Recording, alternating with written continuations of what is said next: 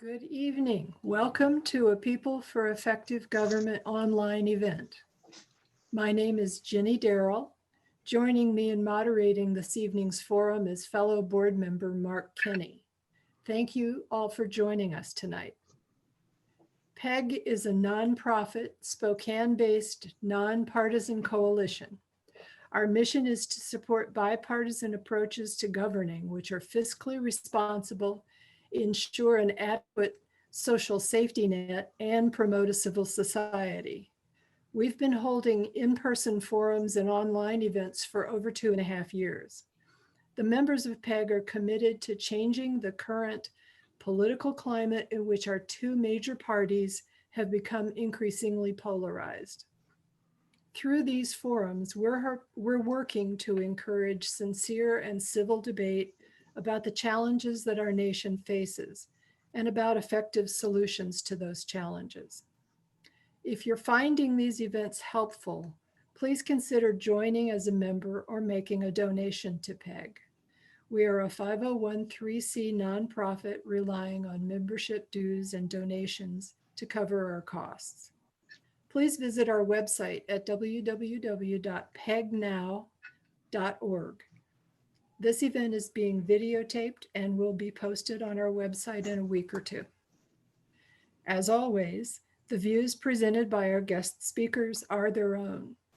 As a nonprofit, PEG neither participates in political campaigns on behalf of or in opposition to any candidate for public office, nor do we engage in a political activity.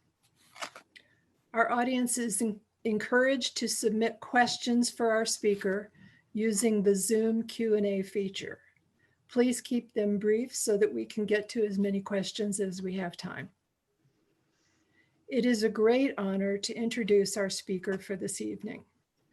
Dr. Cornell Clayton is the director of the Thomas S. Foley Institute for Public Policy and Public Service at Washington State University, where he is also the C.O. Johnson Distinguished Professor in Political Science. He has published widely on American government, politics, and law, and is the author or editor of 8 books and numerous scholarly journal articles. His research has twice received the American Judicature Award from the American Political Science Association, and he is frequently cited in media outlets, including the New York Times, the Washington Post, the Los Angeles Times, Time Magazine, the Rolling Stone, the U.S. News and World Report, NBC, and CBS News, National Public Radio, among others. Dr. Clayton has previously served as editor of the Political Research Quarterly, as a section chair of the American Political Science Association, and as president of the Pacific Northwest Political Science Association. He received his doctorate in philosophy in politics from Oxford University in 1991. Dr. Clayton was one of PEG's earliest speakers, and we're very honored and grateful to have him return as a speaker. Welcome, Dr. Cornell Clayton. Thanks, Jenny, and thanks, Mark. I really appreciate being here with you guys tonight. I spoke this group, I guess it would have been about 2 years ago or so now, and I had a great time. I think these groups are really crucial for American democracy right now, to have a place where we can come together as citizens, talk about politics and policy in a non-threatening, non-partisan environment where we can kind of get past some of the tribal-like partisan identities we have, and hopefully have more effective and productive conversations about our politics. So rather than sitting there and watching me as a talking head for the next half hour, I thought it would be more useful if I put together a few slides to illustrate what I want to discuss tonight. So I'm going to do a screen share right now. And you should all be able to see that now. And I want to say a little bit about the election we just had, but I figured most of us are burned out on the election at this point. I feel like we've been watching one of those zombie movies where the monster keeps getting killed and put in the ground, and then somehow it miraculously reappears and stalks us again. And that's the way I feel about this particular election. It seems to never go away. But what I thought I would do is, rather than talk specifically about the election, I will say a little bit about it at the end of my remarks, and we can certainly talk about it in Q&A later if you'd like. But what I was hoping to do today is sort of provide a view from the 20,000-foot level about the factors and forces that are shaping our politics right now, that shape the 2020 election, are likely to continue to shape our politics for the next 4 to 8 years. And hopefully that might be a little more useful for contextualizing what's happening. And in particular, I want to talk about populism and polarization, where they come from, why they characterize our politics, and how they're likely to shape our politics in the next few years. And I thought I'd do 3 things. First of all, I want to talk about how globalization and the technological revolution that took place in the 1980s and 1990s fundamentally transformed our economy and shaped a new political economy. Secondly, I want to talk a little bit about the consequences of that new political economy, both negative and positive consequences of it, and then focus in on the political consequences, how it actually produced populism and political polarization. And then finally, I'll say a little bit about my thoughts in terms of how this will shape the immediate future of our politics. So the new political economy was created by a number of factors beginning in the 1980s and 1990s. In particular, there were some major geopolitical developments that were very important for transforming the global economy. First was the fall of the Berlin Wall in 1989. Of course, that opened up Eastern Europe to democratization, but more importantly, it also opened it up to free market economics and trade across the East Bloc. India opened up to direct foreign investment in 1991. China, of course, under Deng Xiaoping, opened up in 1993. The European Union was born by the Maastricht Treaty in 1993. That not only created a new European integrated market, it also produced the forces for political unification in Europe. And we see those playing themselves out right now. And then there were a whole host of new geopolitical trade and economic organizations that came out of this period, like the World Trade Organization and NAFTA. Now, at the same time we had these geopolitical developments taking place, there was this technological revolution underway. And that fundamentally transformed the way we produce goods and services, driving up productivity to levels that we'd never seen before. And at the same time, it also flattened the world. It made it much easier to move goods, services, capital, and people across international borders and around the globe. And I think sometimes we forget, how rapidly this has transformed our lives. If you went back to just 1992, when most of us, I suspect, who are listening to this tonight, were alive and probably almost in the middle of our lives, there was only 1,000 people using the internet back then. It was still a relatively new invention. Today, there are over 5 billion people on the internet daily. And there's literally no one around the globe who hasn't been impacted by the internet or the new information technology like cell phones. You can go out to the middle of the Sahara Desert and people are on their cell phones. You go to Antarctica, people are on cell phones, so using the internet on a regular basis. And just think about your own life, how it's been transformed by this technology. The way we do our business, the way we advertise, the way we get together in groups like this on Zoom tonight, the way we stay in touch with our family, our friends, our professional and other types of connections, all on social media now. So this is really not a single aspect of our lives that hasn't been touched and changed by this new technological revolution and what it's done to relationships around the globe. Now, this new global technologically driven political economy had both negative and positive consequences. The positive consequences was that it dramatically increased trade and investment around the globe. This figure here simply shows you the percent in which trade and foreign direct investment make up of world GDP. and you can see it skyrocketed during this period. That trade and global investment produced a tremendous amount of wealth and global prosperity. And people around the globe benefited from this. It wasn't just in the developed world that we saw this prosperity. The underdeveloped world saw it as well. If you just look at the number of people living below the poverty level, according to the World Bank, if you went back to the late 1980s, that was about 35, 36% of the world's population. Today, that's less than 8% of the world's population. If you think about the number of people around the globe who live a middle-class lifestyle, according to the World Bank, that grew from about 20% in the late 1980s, almost to 50%, to 47% today. Almost half the world's population now is living a middle-class lifestyle. So what this new political economy did was it really produced tremendous amounts of wealth and prosperity. This pulled literally billions of people out of poverty and improved their lives. People around the globe are living longer, they're healthier, they're not dying from famine and disease like they used to. They are more highly educated.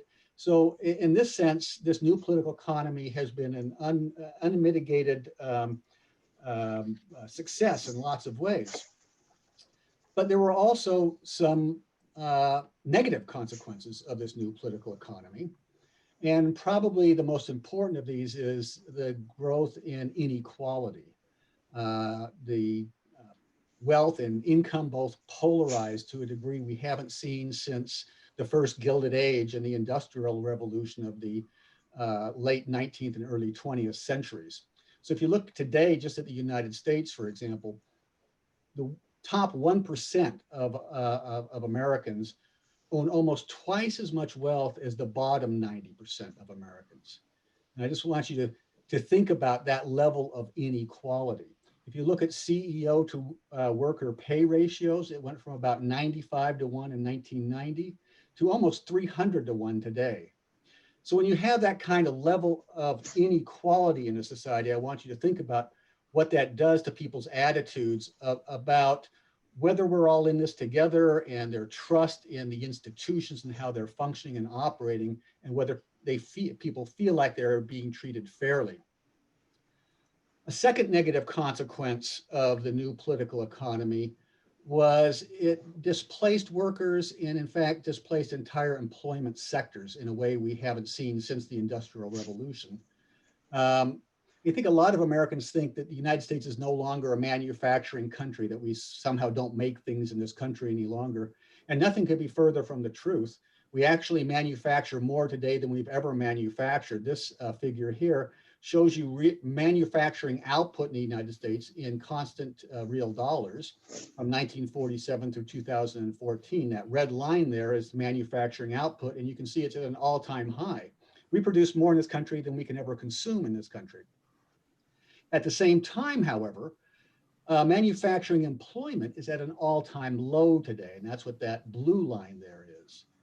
Now, I want you to look at those two lines, and you'll note that manufacturing employment rose steadily with manufacturing output up until the 1990s, when they become disconnected. That's precisely when the technology revolution transformed our workplaces. When our factories became automated, robots came on and started to do what thousands or hundreds of thousands of workers used to do on factory lines and steel plants and mines and other types of manufacturing processes. Those workers were displaced. They were displaced by machines and technology that can do the same job much more efficiently, much more effectively, and that's what produced productivity growth and tremendous wealth. Now, the problem, of course, is it meant these jobs went away. And in some ways, this shouldn't be a bad thing. Nobody really wants to work on an assembly line screwing in, screwing the same bolt or widget into a machine all day long. That's not a very fulfilling way to spend one's life. Or no one really wants to go down to a mine and mine coal. It's much better if we can have machines do that for us. And we could spend our time in pursuit of more artistic and creative and fulfilling endeavors. But the problem, of course, is employment. And If these jobs, these manufacturing jobs, were the old jobs that really produced a very stable, solid middle class in America throughout most of the 20th century. They were the jobs that workers who had relatively low education levels and skill levels could get and really make a good living. They could support their families on a single worker salary under these jobs. And those are the jobs that have gone away and are unlikely to come back as a result of the new political economy. Now, again, I want you to think about what this does to your political attitudes. If you are one of these individuals whose father or mother worked in these jobs and that's what you intended to do, and all of a sudden those jobs are no longer available to you and you're unemployed or you're underemployed or you're employed in a service sector job that doesn't pay you nearly a living wage or nearly what you would have received in one of these jobs, how you start to think about the political system and the elites that govern or run the political system. And now you start to see why the populist appeal of certain leaders makes sense and has resonance out there with many millions and millions of Americans who the way they earn their livelihood has changed fundamentally.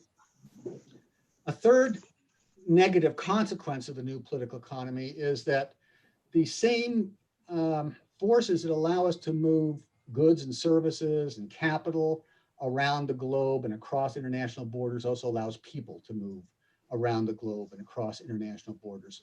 Immigration and migration spiked over the last 30 years. In the United States, today we have more foreign-born Americans than we've ever had. We, as a percentage of our population, they make up a higher percent than at any time since the turn of the 20th century. Now, immigrants bring dynamism to our culture and to our economy, but they also raise deep questions about identity and what it means to be an American, to national identity.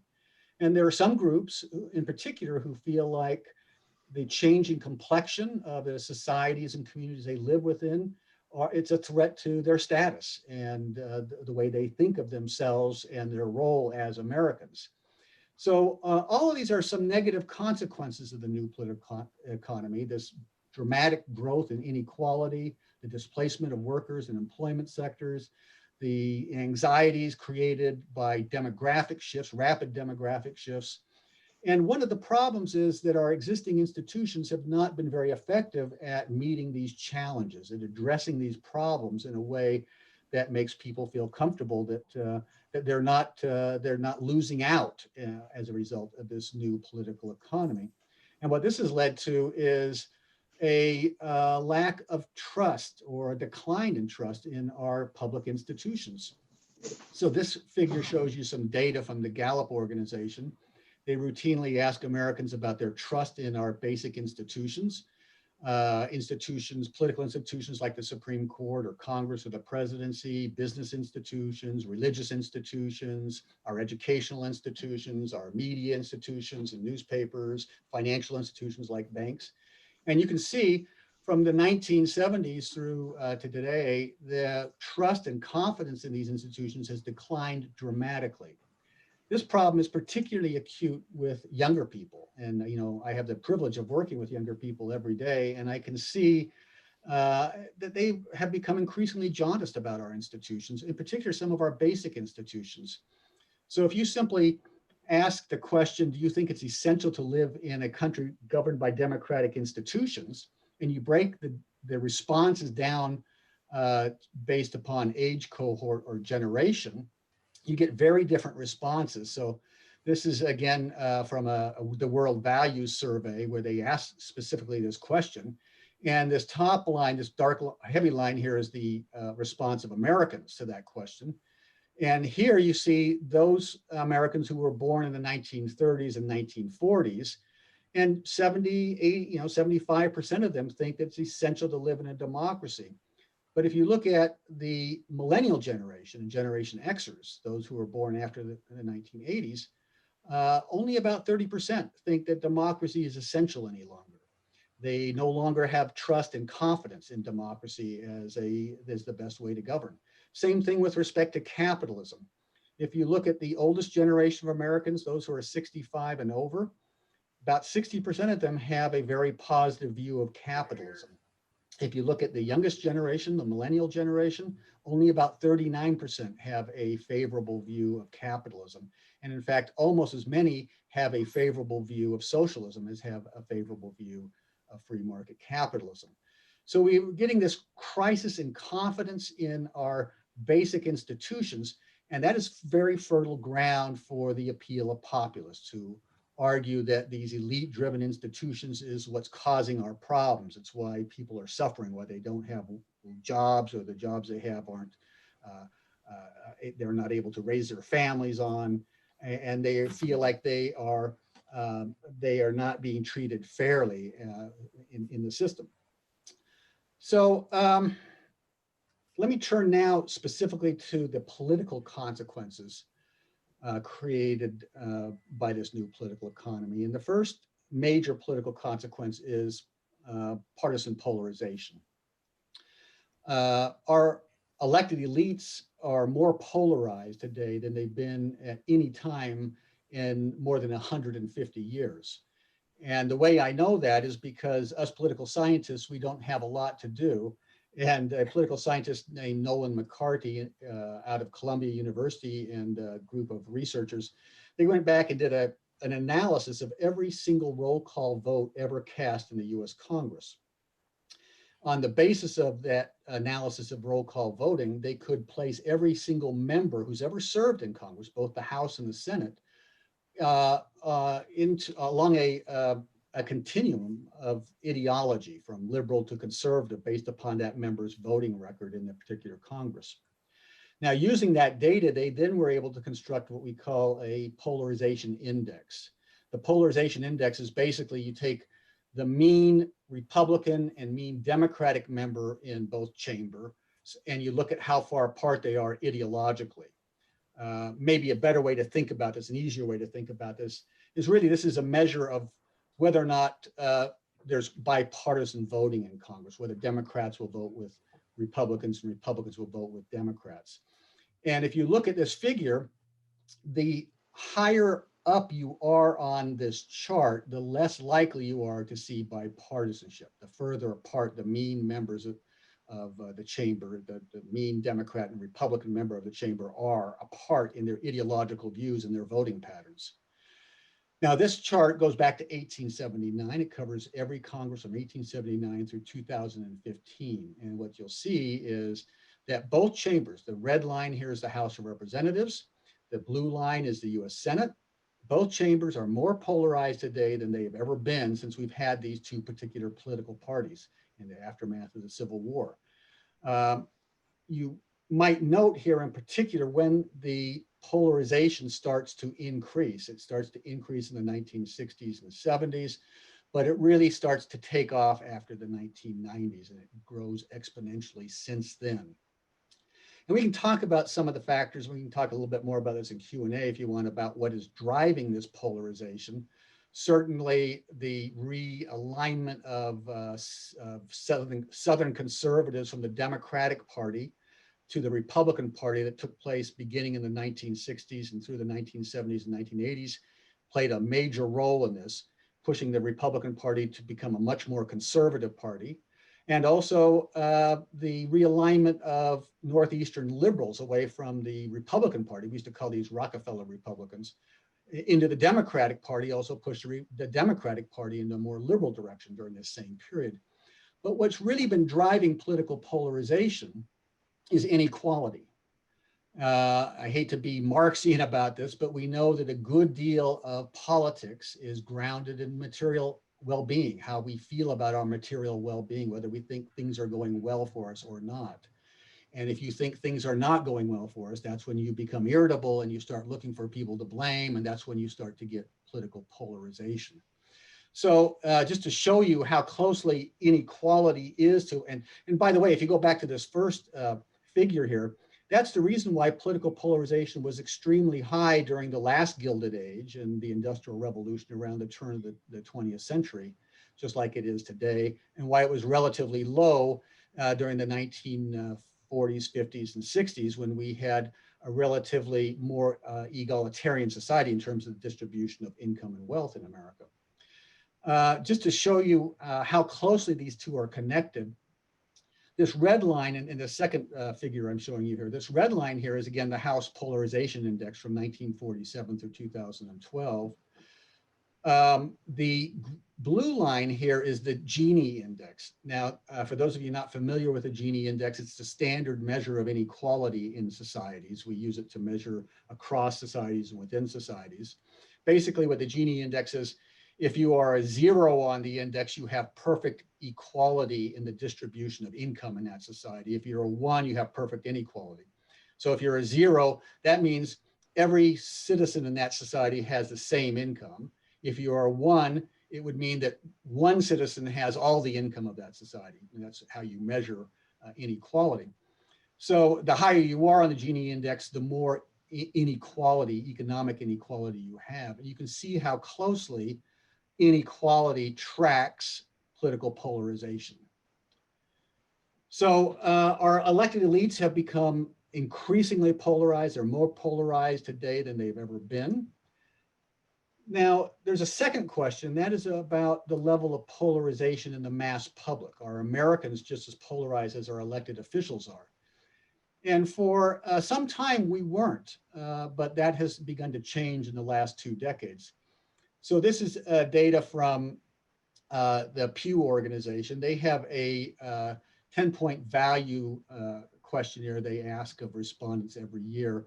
These are a set of questions that get at your political ideology. And they ask you questions like, do you think that every American should be guaranteed health care? Or do you think our taxes are too high and should be reduced? Or do you think that there's too much government regulation of business and regulation should be reduced? Do you think we have too many immigrants in our country? Do you think women should be guaranteed a right to have an abortion? So they ask a range of policy questions. And then on the basis of your response to those, they place you on an ideological continuum of liberal to conservative. Now, what these charts show is how self-identified Democrats and Republicans in the mass public responded to these questions. So the blue mounds here are Democratic responders. The red mounds are Republican responders.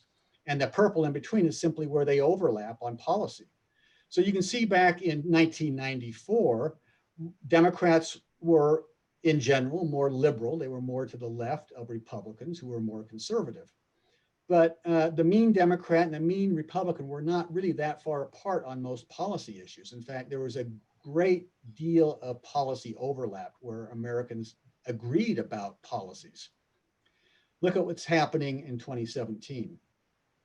Democrats have moved substantially to the left, Republicans substantially to the right. There's a much, much larger gap between the mean Democrat and mean Republican in the mass public. And the amount of overlap, our agreement on policy issues has been shrinking dramatically. So we are, just like our elected officials now, the mass public has become more polarized on policy issues as well. We call this policy polarization. But in addition to policy polarization, we have become polarized in another way, and in some ways, I think a more disturbing way, and that is what we call affective polarization. Affective polarization is not about, do we disagree about policies? It's really more about how do we feel about one another? How do Democrats feel about Republicans and Republicans feel about Democrats, or how do liberals feel about conservatives and conservatives about liberals? So this top figure here comes from the ANES, the American National Election Survey, run out of the University of Michigan, which is probably the oldest and most respected survey of American political attitudes. They annually ask a series of what they call thermometer questions. Thermometer questions are simply, they say, look, on a scale of 0 to 100, with 0 being very negative and cold and 100 being very positive and warm, how do you feel about blank? And then they put into that blank different things. So it can be, how do you feel about the President of the United States? Or how do you feel about the leaders of Iran? Or how do you feel about the leaders, your member of Congress?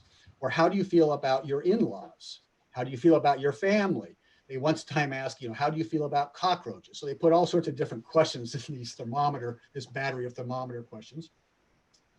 This data in this figure shows you the thermometer readings with respect to partisanship. So the top 2 lines is how partisans self-defined partisans, people who define themselves as Democrats or Republicans, feel about their own parties. The blue line is how Democrats feel about the Democratic Party. The red line here is how Republicans feel about the Republican Party. And you'll notice that partisans feel pretty warm and fuzzy about their own party. They routinely place their party between 70 and 80 points on a 100-point scale. That is higher, by the way, than the rating that Americans gave to how do you feel about your family members, which kind of makes sense because you can choose your party, you can't choose your family members. Family members only rated around 60 on most of these thermometer questions. So you know, partisans like their party. The bottom two lines, however, ask partisans how they feel about the other party. So the blue line here is how do Democrats feel about Republicans, and the red line is how do Republicans feel about Democrats. And you'll note a couple of things about these bottom two lines. The first is that if you went back to the 1970s and 1980s, that's where this data begins, this Carter administration, the Reagan administration, the Bush administration. If you went back to the 1970s and 1980s, partisans certainly liked their party better than the other party. There's always, you know, they've always liked their party more than the other party. There's always been about a 30, 35-point gap in these thermometer ratings. But they didn't hate the other party. You know, they would routinely rank the other party at about between 40 and 50 points on a 100-point scale. The indifference point on a 100-point scale is 50 points. If you would put it right at 50, it'd simply be an indifference. You don't like or dislike the other party, you feel indifferently towards them. And that's how we felt pretty much about the other party back then. We liked our own party. We felt indifferent or a little bit negative about the other party, but not we didn't hate the other party. Look what happened after the 1990s. This has plummeted so that today both Democrats and Republicans put the other party below 20 points on a 100-point scale. Now, believe it or not, that's a lower rating than Americans gave cockroaches in these thermometer questions. So we like cockroaches more than we like the other party. That's how much we've come to loathe and fear the other party. There's all sorts of data that show this is getting even worse. This second figure down here is from the Pew Center. They simply ask the question, do you think the policies of the other party, if you're a Democrat, you think the policies of the Republican Party, or if you're a Republican, do you think the policies of the Democratic Party are so misguided that they threaten the nation's well-being and security? And this is back in 2014. I think this data would be even more dramatic today. But in 2014, 7% of all Democrats saw the Republican Party as a threat to the nation's security and well-being. 36% of all Republicans saw the Democrats as a threat to the nation's well-being and security. If you looked at Democrats who held consistently liberal views on policy matters, fully 50%, 1 in 2, thought the Republican Party was a threat to the nation's well-being. And if you talk to Republicans who had consistently conservative policy views, fully 2/3, 66%, thought the Democratic Party was a threat to the nation's well-being. So we've come to fear and loathe the other party. We have these tribal-like identities that have kicked in now because we have pulled apart on our policy views, and now we start to identify ourselves as an in-group with respect to our partisan attachments, and the other party is the out-group. And in any type of social psychology, we know what type of tribal mentality that leads to. That's what leads to these rivalries in sports, but it also leads to tribal-like violence. So the public has become just as polarized as our elected elites over the last 2 to 3 decades. Now, in addition to that partisan polarization, the pulling apart of the parties on the left-right axis, there's a separate cleavage that has also opened up in our politics over the last 2 decades. And this is the populist cleavage. This is not a left-right divide, but rather a top-down divide. So to understand this divide and what it's done to our parties, one of my colleagues, Lee Drutman, who's a political scientist at the University of California, actually did a study of voters in the 2016 election. I'm sure he'll do this again in 2020 once he has the data.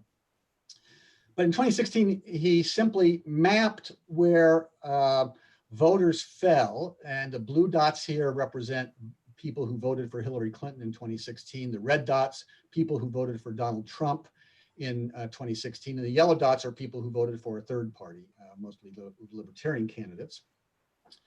But what he did is he asked these voters, in the way he placed them on this two-dimensional space, is he asked them two batteries of questions. The first battery of questions got at the left-right divide. It was basically economic questions. You know, do you think you're taxed too much and taxes should be reduced? Do you think we should be spending more on healthcare or Social Security? You know, do you think that government regulation is too strict, or do you think we should have more government regulation to protect the environment? So he asked a series of questions about these economic questions. And then he asked a separate series of questions that get at populism and cultural identities. And these are questions that ask about, for instance, what do you think about immigration? Do we have too many immigrants in this country, or should we allow more immigration? What do you think about racial and ethnic diversity? Have we balanced too far in terms of representing ethnic and racial diversity in our institutions, or not far enough? What do you think about free trade versus economic nationalism and protectionism? What do you think about America's role in foreign policy? Should they be a leader in global institutions, or should we have an American first foreign policy? Or what do you think about the role of religion in the public square? Do we not have enough of it, or do we have too much of it? So on the basis of the second battery of questions, he could place respondents into the top-down divide or ideological space.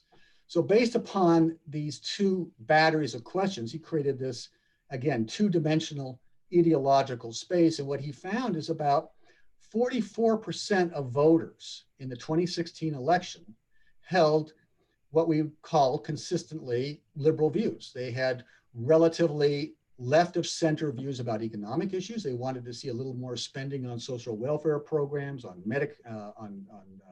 medical care. They wanted to see a little more tax fairness, for instance. And they had relatively liberal views on cultural issues. So they weren't fearful of immigration. They were in favor of free trade. They weren't economic nationalists. They thought diversity was a good thing, more or less. And so that was about 44% of voters. About 22% or about 23% of voters were what we would classify as traditional conservatives. They had conservative views on both the economic issues and on the cultural populist issues. And there was a smattering of people, about 4%, 3.8%, who were libertarians, who had conservative economic views, but liberal cultural views. Most of these people you'll see down here are yellow dots, meaning they voted for third parties or probably libertarian candidates. I think the Libertarian Party got about 3% of the vote in the 2016 election. But the most interesting quadrant for our purposes right now is this quadrant in the upper left. This is the populist quadrant. These are the voters who had left of center economic views. They wanted to see a little more spending on government programs, a little more tax fairness, but they had relatively more conservative cultural populist views. They were a little more opposed to immigration, and they thought maybe racial ethnic diversity programs had gone too far, and they wanted to see a little more economic nationalism and a little less free trade. Now, if you were to place the candidates in both 2016 and 2020 into this two-dimensional space, this is where they would have fallen. So Hillary Clinton in 2016 would have been a traditional liberal. She's left of center on both cultural issues and economic issues. Joe Biden, of course, is a traditional liberal in the 2020 election. The traditional conservative in 2016 was Jeb Bush, who had center-right views on both economic issues and cultural populist issues.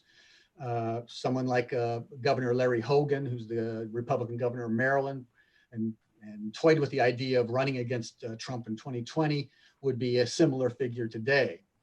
But then there's these populist figures as well in both parties. On the Republican side, of course, it's Donald Trump, who was the populist. He had conservative economic views, but they were not as conservative as Jeb Bush. In fact, if you remember back in the 2016 election, He promised not only to not cut Social Security, he said he would increase Social Security spending. He said that not only would he protect your health care, he would give you better health care and make sure more Americans had health care. So he was a little more liberal in his economic policies than people like Jeb Bush and traditional conservatives. But he had relatively conservative, very conservative and populist cultural views. He was anti-immigration. He was in favor of economic nationalism and against free trade. He was for an American first foreign policy, et cetera. And the same thing on the Democratic side. You have Bernie Sanders, both in 2016 and 2020, who was the populist figure there. He had, of course, liberal economic views, but he had more conservative cultural views than either Hillary Clinton or Joe Biden. He was a little more in favor of trade protectionism and against free trade. He's a little less enthusiastic about immigration and a little more about cracking down on immigration than they are, and a little more for an American first foreign policy and less internationalism in our foreign policy. So now you can see neatly how not only do we have political parties that have become polarized, they're divided upon, along the left-right continuum, but they are also internally cleaved or divided along this populist cleavage, this top-down cleavage. Now, when you have parties that are polarized and internally divided, they are substantially weakened as institutions, which means it makes it very hard for them to govern. For the first part, it makes them very hard for them to control who gets elected, because the establishment figures in the party cannot control the party, and they're always vulnerable to challenges from the populist or extreme wings of their party. This is precisely what happened in 2016.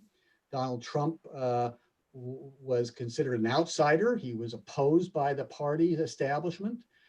His election in 2016 was in many ways seen as a hostile takeover of the Republican Party. And I think many Republicans still feel that way today. Same thing with Bernie Sanders in 2016 and 2020. He was opposed by many establishment figures in the party. And had he won, it would have been seen as a hostile takeover of the Democratic Party. So the party becomes, when they become internally cleaved, and they have these significant wings that are ideologically different, then it becomes much more difficult to control who gets elected.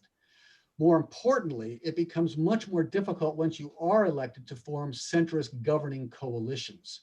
And the reason for this is easy. As soon as an elected leader tries to move to the center, to reach across the partisan line to enact policies, they become vulnerable to being primaried or attacked by their populist wing or their extreme wing. This is precisely what happened to John Boehner, for instance, back when he tried to cut deals with Barack Obama on the budget and in reining in some entitlement reform. When he tried to cut those deals, he was attacked by the Tea Party wing of his party and basically ousted from the speakership. Same thing with the moderate Joe Connolly, who was the leader of the Democratic caucus in the House, who was defeated by Alexandria Ocasio-Cortez, who came out of nowhere from the populist wing because he'd become too moderate and was reaching out on healthcare reform and immigration reform and tax reform to moderates in the Republican Party. So if you start to move to the middle, you become vulnerable on your flank and you'll get primaried, or your leadership will be undermined by the extreme wing of your party. So that's why there's, even though we are further apart as Americans today on many policy issues, there's still significant agreement on many policies. So if you take immigration reform, for instance, there is a strong majority of Americans who agree on what our policy solution should be to immigration reform. They want stronger borders, probably not a border wall like President Trump has proposed, but they would like to see more border security, and they would also like to see a path to citizenship for many, if not all, of the undocumented aliens currently in this country. When you poll that, you consistently get 60, 70% support in the American public for that policy position. Same thing with healthcare reform. Significant majorities of Americans believe that we need to have significant healthcare reform. They don't want a single payer system. They don't want to do away with private health insurance companies. But the majority of Americans want to see some kind of public option so that all Americans are covered by healthcare. Same thing with investment in infrastructure. A very strong majority of Americans want to see a large infrastructure investment program where we rebuild roads and bridges and railroads and airports in our country. Same thing with gun control.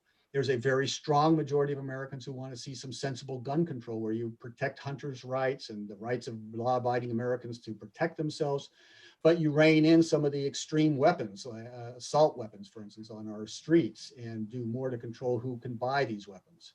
Same thing with tax reform. There's a strong majority of Americans who are not necessarily in favor of dramatically decreasing or increasing taxes, but they would like to see greater tax fairness, where the tax burden is more equitably shared. Even on very controversial issues like abortion, consistently we have surveys that show the majority of Americans support the right of women to have an abortion, but they also believe that abortion should be rare. So they support some restrictive laws with respect to abortion, so long as it remains available as an option.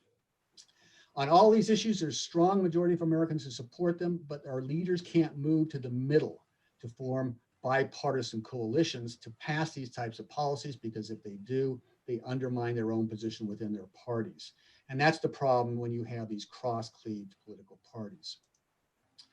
So let me turn then finally to talk a little bit about how these forces of partisan polarization and populism, how they've divided and cross-cleaved our parties, how this is likely to play out over the next 4 to 8 years.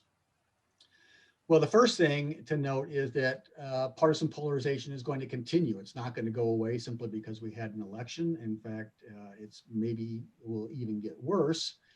The good news about that is that partisan polarization has some positive consequences.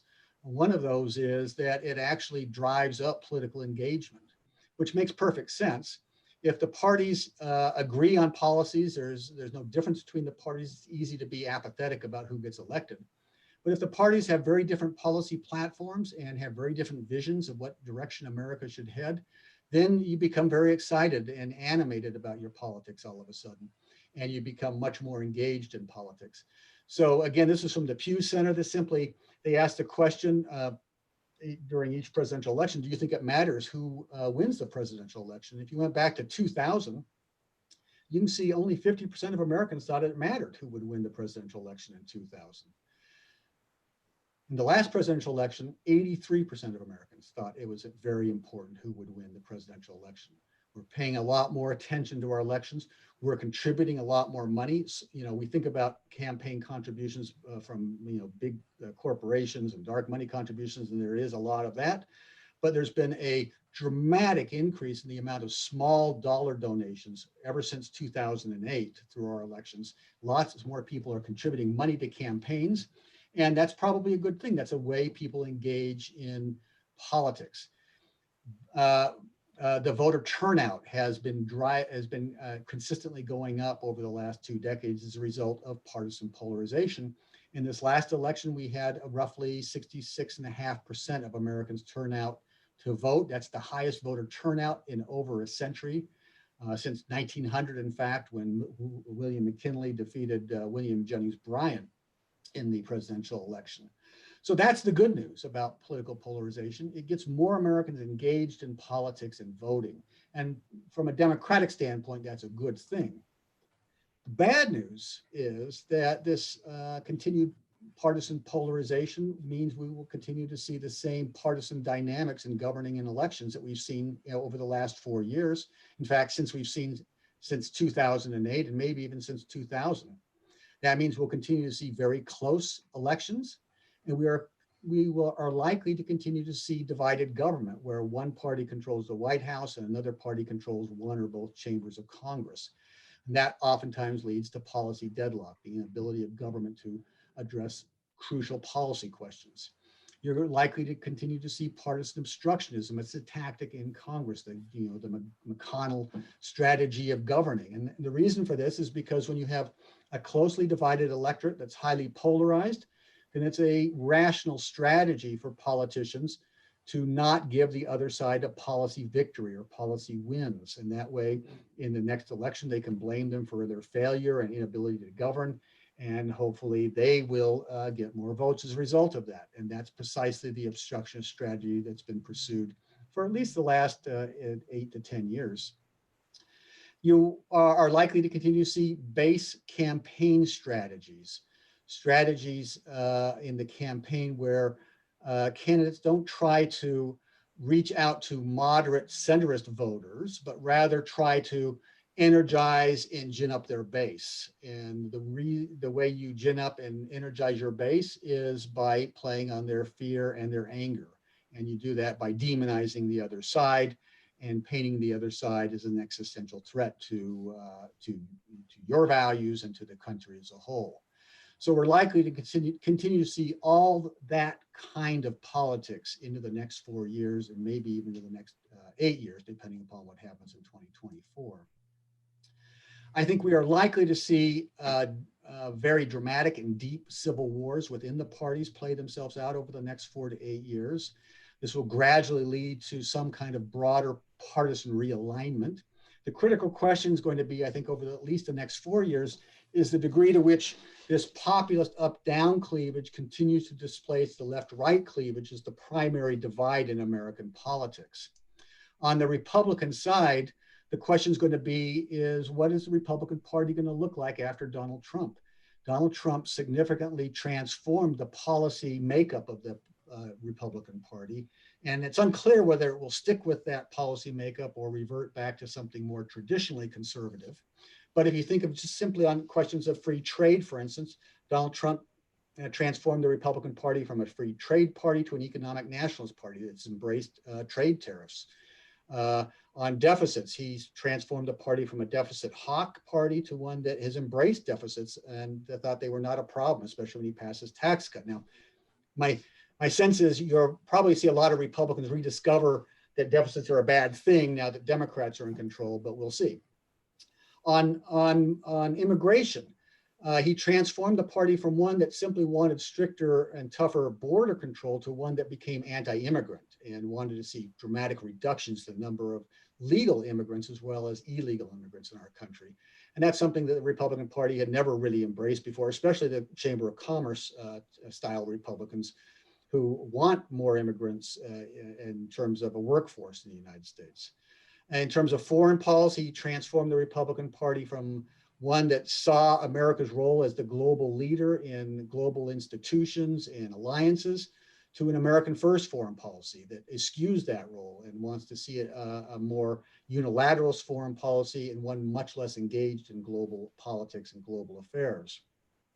And of course, in matters of public life, it was a party that used to think very highly of character and the importance of character in public office, and it's now increasingly become one that pays much less attention to that. Now, whether or not the Republican Party continues to hold those policy positions, we'll see. It seems to me there's at least 3 camps now in the Republican Party that will fight out this civil war that will take place over the next 4 to 8 years. On the one side are the Trumpists, the populists, led by Donald Trump. We'll see if he runs again in 2024, which he seems to be thinking about. But even if he doesn't, there are others who have styled themselves as Trumpist-style populists, people like Tom Cotton, Ted Cruz, or Josh Hawley, or even Kristi Noem, who's the governor of South Dakota, thinks of herself as a Trumpian. On the other side are the centrists and the institutionalists, people like Mitt Romney and Susan Collins and Lisa Murkowski, Larry Hogan. They are people who really are interested in governing and finding common ground and working in the center with moderate Democrats and protecting institutions and working within our institutions. And then in between these two groups are a group who would like to see the Republican Party take back the right from the populists, from the Trumpists, but are not really centrist themselves. They are much further to the right than the centrists. These are people like Nikki Haley and Marco Rubio and Ben Sasse and Mike Braun. The biggest challenge for the Republicans, I think, is to reassemble a coalition that's a majority coalition, which they have not enjoyed really in any substantial way since the 1980s. In fact, if you think about it, if you remember, Republicans have lost 7 of the last 8 presidential elections in terms of the popular vote. Now, they've won 2 of those presidential elections in the Electoral College, but they have become distinctly at the national level a minority party.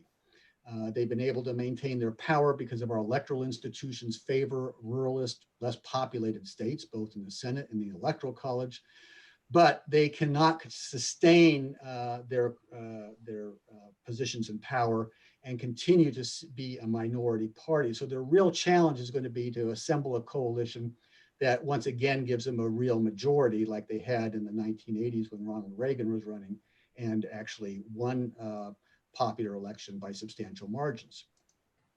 On the Democratic side, the Civil War is going to be about how far the progressive populist wing of the party will cooperate with Joe Biden and the moderates.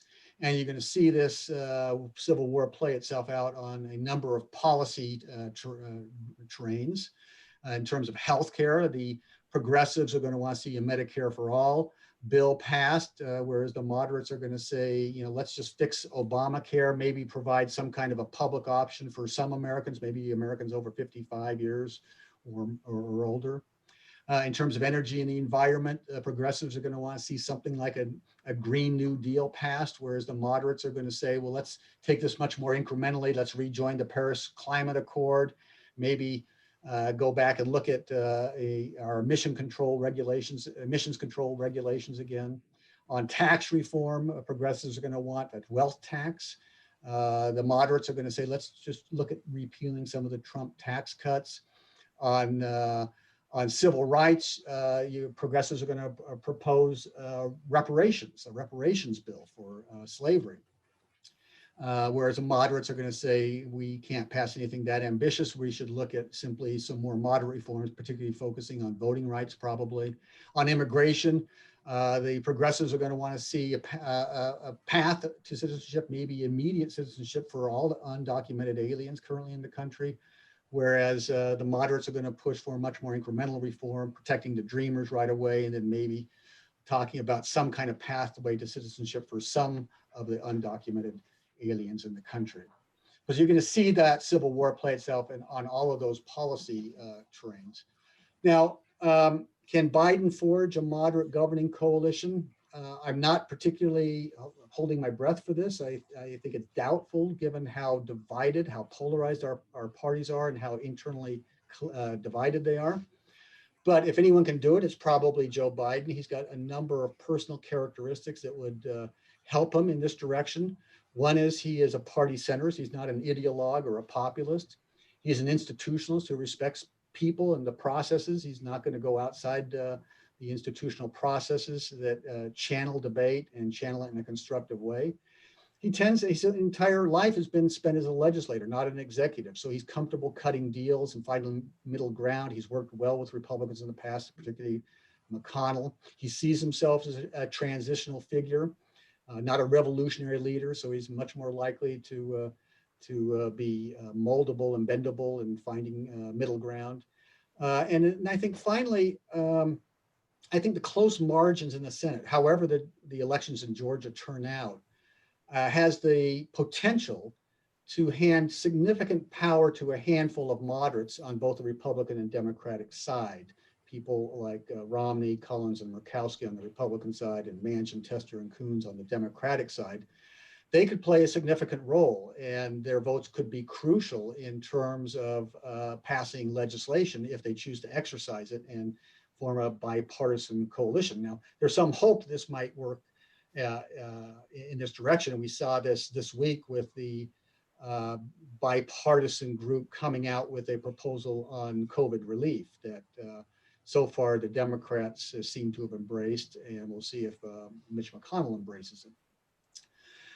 Finally, let me just conclude with this. I think it's important to understand that polarization and populism, why they're going to continue to dominate our politics over the next 4 to 8 years, ultimately, they can only go away. They can only be addressed if we address their underlying causes. And those underlying causes are the ones I laid out at the beginning of my discussion tonight. That is the dramatic increase of inequality and the polarization of income and wealth, the change in our employment structures from the new political economy and what that has done in terms of disrupting the way Americans earn a living and think about the security of employment. And then finally, these identity questions raised by rapid demographic and social changes that have taken place over the last 2 decades. Until we come up with some consensual policy positions on these, we're going to continue to see a very tumultuous and divisive style of politics. So let me stop there. I've thrown a lot of data and information at you, and maybe we can get to some questions, and I'll try to go off my screen share here.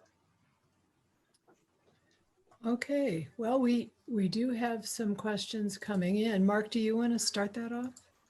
Yeah, I would combine a question from an audience member with a little bit of mine. One thing you really touched on that I found interesting was affective polarization.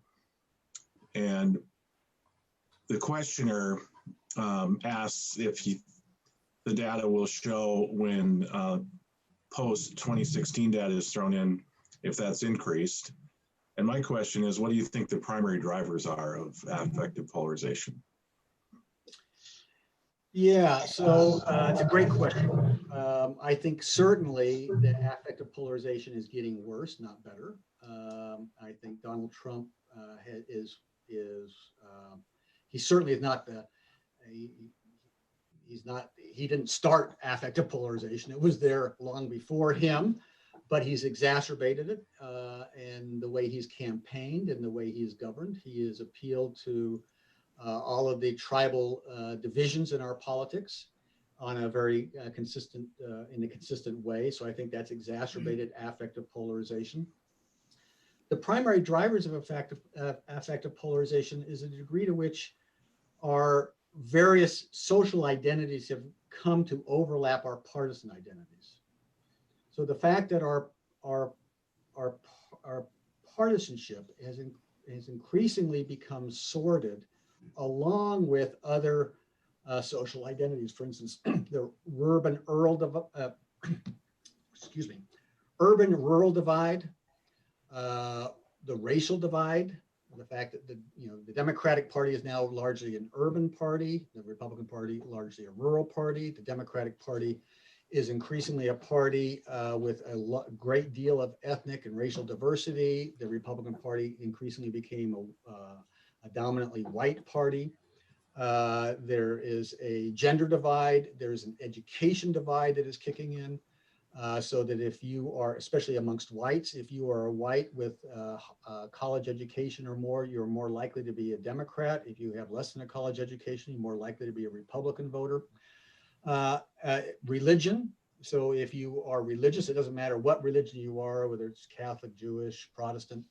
If you are actively religious, you go to a church, synagogue, or temple on a weekly basis, you're more likely to be a Republican. If you are secular or less religious, you're more likely to be a Democrat.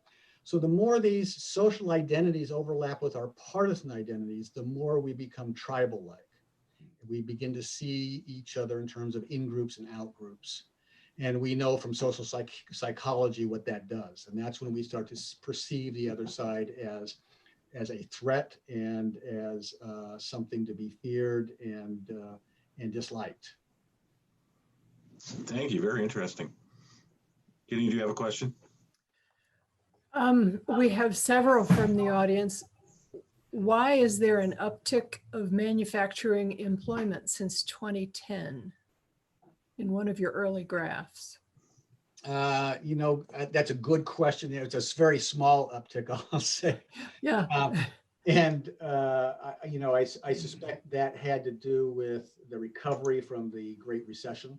Okay. In 2008, and a number of factories came back online. There was some government stimulus to provide for that, but my guess is if you saw that chart play itself out over the next 10 years or so, that uptick's a temporary one.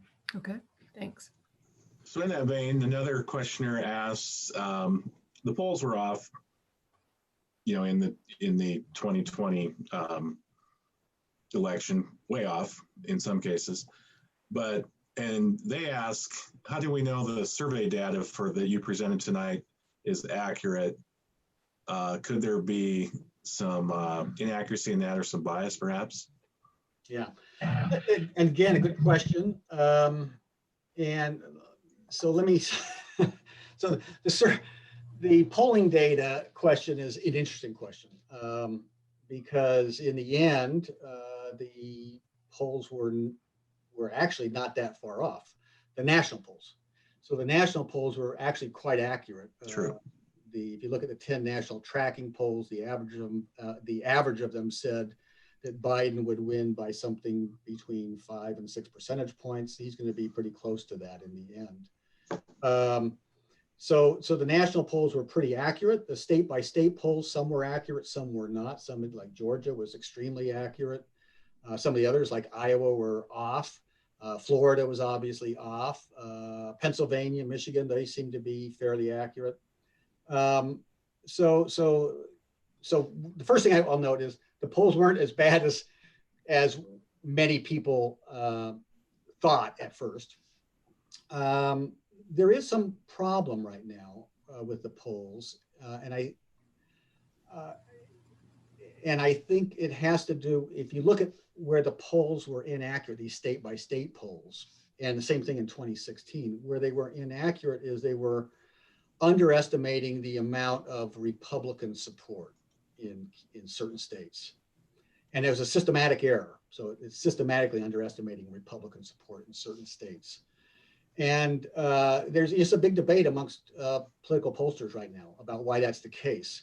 In 2016, we thought that was the case because the models underestimated the impact of education levels. So many of the pollsters actually adjusted their polling models to account for that, the role education is now playing in the partisan divide. But they still are undercounting Republican support in some states. My guess is there is a more important problem with certain people, particularly those Republicans who support Donald Trump, who are less willing to talk to pollsters. And they are more distrustful of pollsters and the media and academics. And so that is probably why there's an undercount of their responses. And that's why the polls are problematic in that respect. Now, again, I think we got to put this in a much broader context. In general, the polls have been very accurate. And by the way, they were accurate in 2016 as well at the national level. If you look at the 10 national tracking polls in 2016, every one of them predicted that Hillary Clinton would win the national popular vote from anywhere between 2 and 6%. She won by about 3%.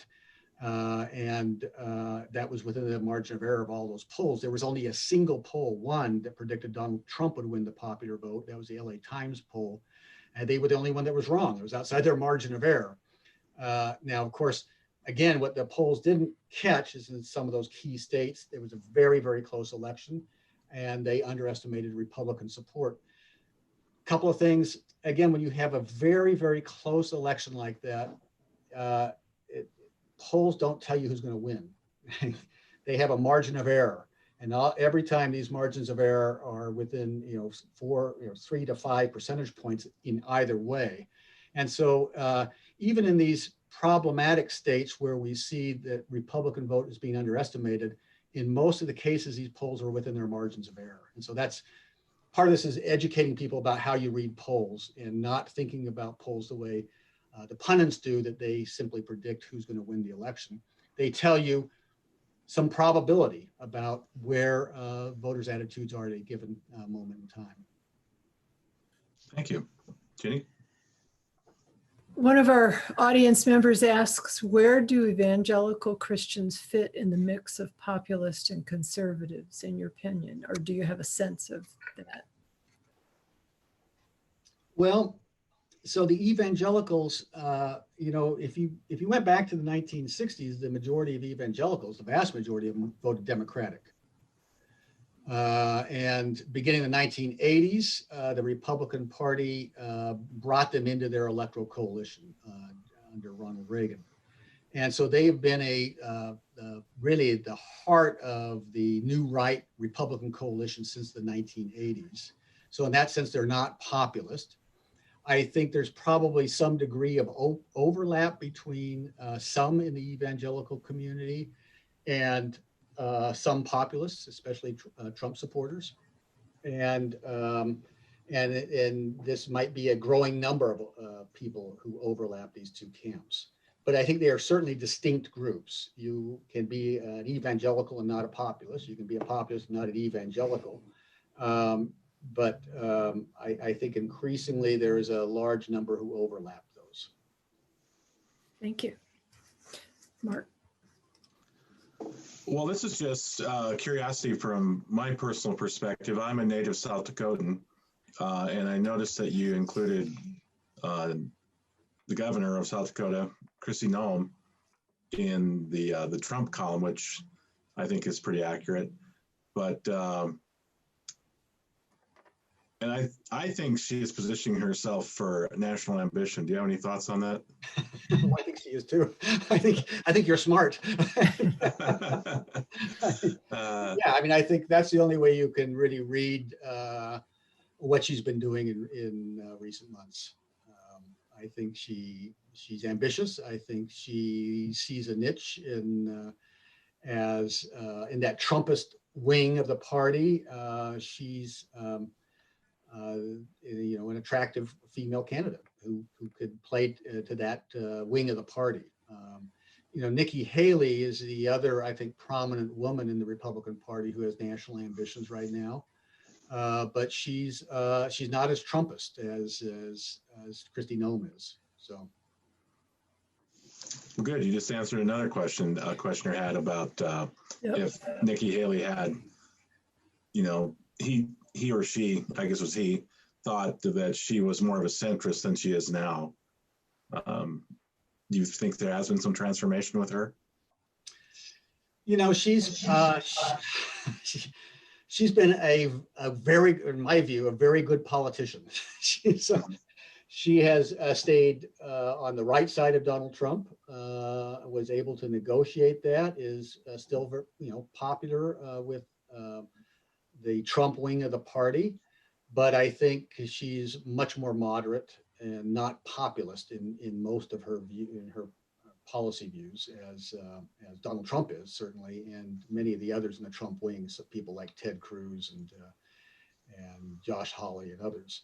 So she's an interesting person. I think she's a bridge between the two other camps, between the institutionalists on the one side and the Trumpists on the other side. So that's attractive, I think. Thank you. Is it true that McConnell's strategy in the Senate has seriously threatened the balance of power concept of checking the other branches? Well, it's hard to answer that. Certainly, he was a very effective check on the presidency when Barack Obama was the president. So much so that he prevented Barack Obama from getting a Supreme Court nominee in the last year of his presidency, but also stopped many of Obama's program proposals. So in that sense, the checks and balances operated, I suppose, the way they were meant to operate. The Senate stood up and articulated a different position than the president. And I think this is probably what the questioner is getting at. During the Trump presidency, it's been much more problematic. I think the framers in designing the checks and balances I know they never envisioned political parties the way we have them today. They didn't even envision political parties. They didn't think we'd have them. They called them factions, in fact. They certainly didn't see the kind of strong tribal-like political parties that we have operating right now that would bridge the divides between the branches of government in a way that really prevented the checks and balances from operating. If you go back to the Federalist Papers, in those Federalist Papers, Madison and Hamilton both write about the idea that the checks and balances was meant to attach ambition to power, so that ambition would check ambition, that the members of Congress would be more protective of their own power than they were concerned about simply passing policies they may have agreed with or disagreed with. And so if the president threatened congressional power, the Congress would stand up to him. And I think the type of partisanship we have today has significantly eroded that way of operating the checks and balances. That today you see increasingly members of Congress willing to give up their own power, give up their institutional authority and power in order to support their president. And it happens on both the Democratic and the Republican side. I think it's been particularly bad over the last 4 years. When you look at things like, for instance, what Donald Trump did with declaring a national emergency to divert funds to the border wall and take it away from other programs that Congress appropriated it for. That is something that the framers certainly would have thought Congress would have prevented and stopped. They wouldn't have let a president do that to their power of the purse, the most important power that Congress has. So I think that it is a problem when you have this kind of strong partisanship, that members of Congress are unwilling to check the president when it's of their own party. That's a big problem, I think.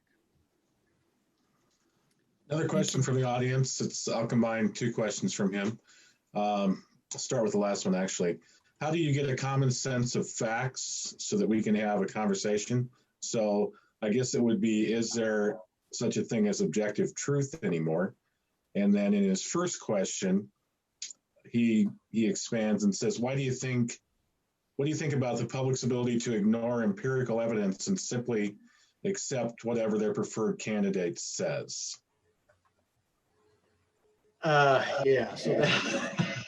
So do I believe in objective truth? Yes, I believe in objective truth. That's a philosophical question. So there's a great book by Jonathan Haidt called The Righteous Mind about this very phenomena going on right now. And what we all think that people make decisions about politics the way we make decisions about our checkbook or decisions about buying a car or something like that, where we sit down and rationally calculate all the benefits and all the minuses of a particular policy or particular candidate, and then we rationally conclude what is the best, what's in our best interest.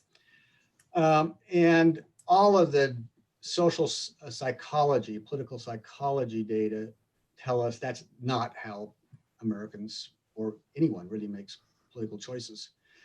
We make our political choices based on our identities. And we use our reason to justify the choices that we prefer because of our identities. And Americans are even more susceptible to this than people in other democracies, because we tend to be less ideologically driven and more partisan driven. We know from 70 years of data now that our partisan identities form relatively young in our lives, and we tend to continue to support that party throughout the rest of our life, regardless of the policy positions of the party. Even when the party begins to shift their policies dramatically one way or the other, we continue to vote for that same party. So our partisan identities are stronger than our ideological identities or our ideologies.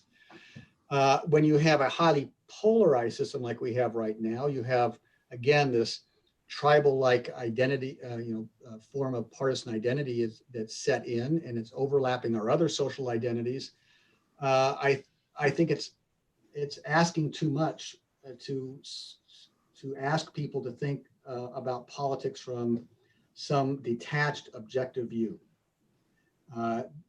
We are going to make our political choices primarily based on the way we make other types of identity-driven choices, like in religion or other types of social groups we're parts of, based upon cues from our leaders. And so what I think is most critical right now is having good political leaders, people who do think that empirical evidence is important, who do think the processes for establishing what counts as a fact or not a fact matters.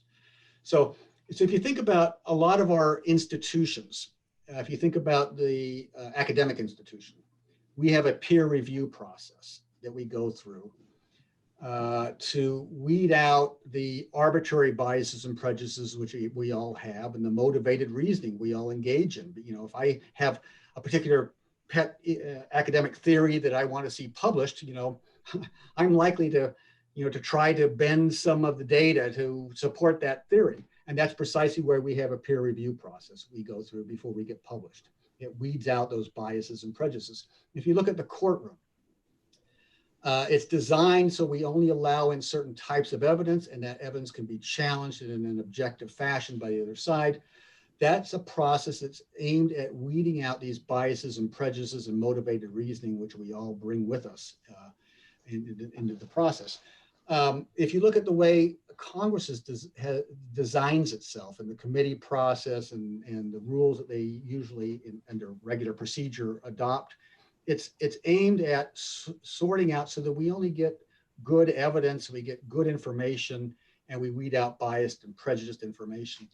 So sticking to those processes are extremely important. When I get very concerned is when I see our political leaders abandoning processes that are meant to give us good information and provide us good information. And that's why we have a career civil service that has all sorts of civil service protections and requirements and the processes that agencies go through to make rules. And there, public review of these rules that are published, you take evidence and then you allow comment and you adjudicate within the administrative process. All those processes are extremely important. And one of the problems we have right now is we have partisans on both sides who are willing to cut those processes in order to get the outcomes they want. And I think that undermines our ability to have a rational conversation about real empirical based evidence and facts. Thank you. Jenny, we got about 5 minutes left. Oh, Lord, I have more questions. I'm going to ask one of my own. And this is, would you say that populist candidates really believe that they can govern and solve a country's problems, or are they using divisiveness as a path to power? Wow. So that requires me to get inside their heads. I don't know what, I suspect some populist leaders believe they are the only person who can solve our problems. To coin a phrase that we heard our current president say when he accepted his inauguration, or when he accepted his party's nomination. I think some populist leaders really think that. They think that they, and there have been some social psychology or political psychology studies done of authoritarian and populist style leaders. They tend to be obviously narcissistic. They tend to think of themselves as having much greater wisdom and knowledge and intelligence than others. And so they think that they are in a position to do this. Now, do politicians oftentimes use populist appeals for other, tactical gain or tactical benefits? Oh yeah, I think it happens all the time.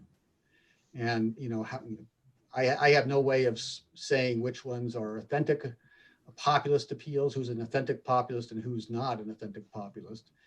I think the only way you can get at that is, and again, populism is again, there's a lot of debate about what populism is, but I think the best definition was given by Michael Kazin, who's a historian of populism, wrote a great book, if you want to read it, called The Populist Persuasion, about the original populist movement and the populist movements in history of the United States.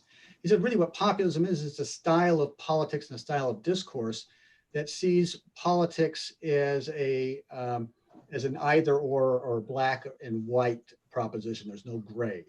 You're either part of an evil elite or you're part of a virtuous American people or the virtuous people. And the evil elite is the source of all of our problems, and they're exploiting and and taking advantage of the virtuous American people. And the populist leader is the one standing up for the virtuous American people, right? So that's what we mean by populism. When political leaders start to engage in that kind of rhetoric, that's how you know they're a populist. You can be a populist on the left or a populist on the political right. So populists on the political left, like Bernie Sanders, will oftentimes talk about, the evil banks and Wall Street bankers and big corporations taking advantage of the virtuous Americans, workers out there. And populists on the political right, like a Donald Trump, will talk about the evil elites in academia or in the deep state, or in Hollywood and the media, and how they are the enemy of the American people, the real American people, and duping them. So that's what we mean by populism. It's really just it's a style of politics and a style of discourse. Now, whether or not the politicians using this rhetoric really believe it, I think, sometimes they do, sometimes they don't. Okay, thank you. So maybe we can finish. Have you ever had a 3-part question? Well, this late at night, I'll only remember one part. So go ahead. Okay, well, I'm going to combine the first two. You talked a little bit about it, the elite, the populists thinking that they can divide people or call people elite and use that to their advantage. And I think you see some of that happening right now as Biden is naming his cabinet. They're using that tactic in calling them elites. So in this current political environment, do you think that Biden will have trouble getting a cabinet? And then the second part of that would be, what can we do to reduce this polarization? Boy, if I do that. Okay. So yeah, I think Biden will have difficulty. The Senate is either going to be in the hands and the control of the Republicans, or it's going to be very closely divided. That will make a big difference, by the way. If it is under Democratic control, he'll have much less of a problem getting his cabinet confirmed. If it's under Republican control, I think he will have a problem. You already see this with Neera Tanden and a few of others of his picks, who Republicans are upset about because she's tweeted bad things about Republicans in the past. Yes, she has. I do think that's a problem. I think that's a basic problem of political polarization and the incentives it produces for obstructionism. A win for your side is a loss for the other side. A loss for their side is a win for your sides. And so if you can take a couple of scalps in the confirmation process, that's a good thing for your side, a bad thing for the other side. And I think that's how that team mentality starts to kick in. How can we reduce the level of polarization? Well, I think ultimately the only way you reduce the level of polarization is addressing its underlying causes. Like I said at the end of my prepared discussion, and that is addressing these real challenges that Americans face. We have to deal with the growing inequality in our society. This is what creates and the displacement of our workforce. This is what creates so much deep anxiety and anger in Americans, and that's what makes them susceptible to these populists and the appeals of populists.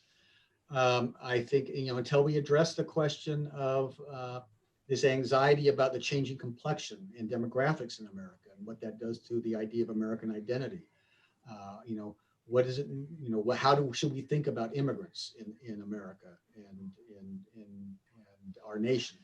Until we start coming to some consensual solutions around those types of questions, we're going to continue to have a polarized political system and a very divided political system. So I think ultimately that's the only way you can address those questions. Now, again, I do think there are some ways to ameliorate the nature of polarization and how nasty the discourse has become. So the best way to do that, and here I think Joe Biden is doing the exact right thing right now, is you do it by not appealing to our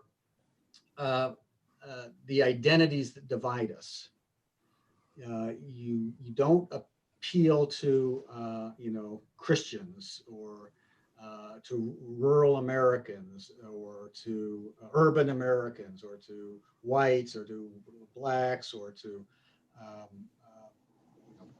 Trump supporters or non-Trump supporters or red states or blue states. Anytime you appeal to these identities that are in their nature divisive identities that mark us off from other Americans, that's very problematic. And that's what kicks in this social psychology of tribalism.